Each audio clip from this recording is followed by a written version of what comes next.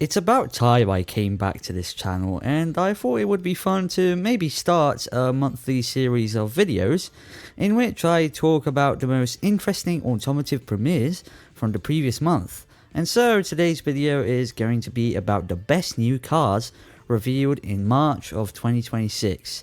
With that said, this is Autophil, and I hope you enjoyed this video. To begin, why don't we talk about what might be the most exciting new car shown off this month? The model I'm talking about is the all-new BMW i3. It will be somewhat of an 8th generation 3 Series, and as you can probably imagine from its appearance, the new i3 is electric only, which will probably come as a disappointment to long-time BMW fans. On the plus side, however, the new i3 will have over 400 horsepower, thanks to its dual motor all-wheel drive layout, as well as a range of up to 900 kilometers. Quite a lot, as you can probably tell. The new i3, as you can see, uses the new class design language that debuted in the iVision D concept car back in 2023. The new BMW i3 is set to begin production later this year for the 2027 model year. Moving on, another great announcement this March was the debut of the Dacia Stryker, a completely new model that will sit in the brand's range between the Jogger and Duster. The Stryker is yet another crossover SUV, this time taking the design of an estate and turning it into a strange but unique crossover estate abomination. Anyway, the Stryker won't be very restricted in terms of powertrain options. It will be available as either a hybrid with front-wheel drive or all-electric with all-wheel drive. Not only that, but in some markets, the Stryker will be available with an ICE powertrain that runs on LPG, which is going to be pretty nifty if fuel prices continue to rise thanks to the ongoing Iran war. This new model is also apparently set to get a price tag of just 25,000 euros, which will be very good if it turns out to actually have that price when it launches. The Dacia Stryker is set to begin production later this year, so we won't have to wait long for it. Anyway, I guess we could talk about some non-passenger cars for a little bit. And just a couple of days ago, as I'm writing this video script, Ford revealed the new Transit City. It is a completely new version of the Transit that will be positioned between the Courier and the Custom as a basic low-cost delivery van.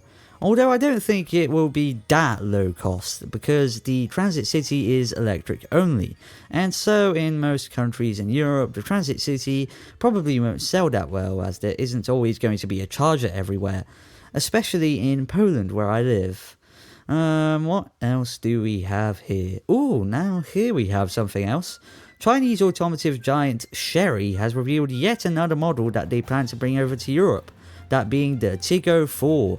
The new Tiggo 4, like the other models in the Tiggo series, is a crossover SUV with either a hybrid or all-electric powertrain. The Tiggo 4's price starts from around £20,000, which is surprisingly cheap for a new car. Then again, this model really is just a slab of Chinese plastic, but it's probably going to be a good car for people who want something medium-sized at a low price.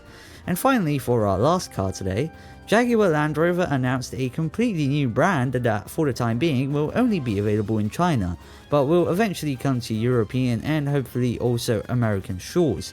The new brand, Freelander, is named after the Land Rover model of the same name, and its models are being jointly developed with the aforementioned Chery, and it will offer a range of rugged 4x4s that will support both hybrid and electric powertrains. No word about internal combustion engines though. Together with this announcement, we got a concept called the Concept 97 that is meant to preview the marque's upcoming debut model. We don't yet know when the Freelander brand will start fully operating, although I reckon it will start selling its models by the end of this year, or maybe a little later. I guess we'll have to wait and see. Now then, why don't we talk about some car facelifts that were shown off this March. The first that comes to mind is the facelifted Cupra Born that was shown off on the 5th of March. Nothing's really changed outside of the interior, as well as the addition of one pedal driving. Pretty cool. Another major facelift that debuted this month was the Mercedes-Benz GLS, which is getting an exterior update in the coming months. There are also new materials used in the interior and a new infotainment system. There are no new powertrain options, though only right now, as Mercedes is apparently working on a new AMG version, which is planned to feature a twin turbocharged V8 engine. Anyway, another model that is set to get a facelift is the Volkswagen Caddy, which we don't really know much about. All we have are exterior images, and not much appears to be different compared to the old Caddy, although Volkswagen is teasing that the small van is getting a plug-in hybrid version, as well as a massive interior update. Other than that, there's no new powertrain options, and that's pretty much it. In fact, that's it for all the new reveals this month. I'm definitely looking forward to the new BMW i3 the most of all these new launches. Let me know which model release you're most excited for in the comments. Thanks for watching this video, and if you liked it, make sure to leave a like and subscribe. That's all from me. This is AutoPhil. See you later.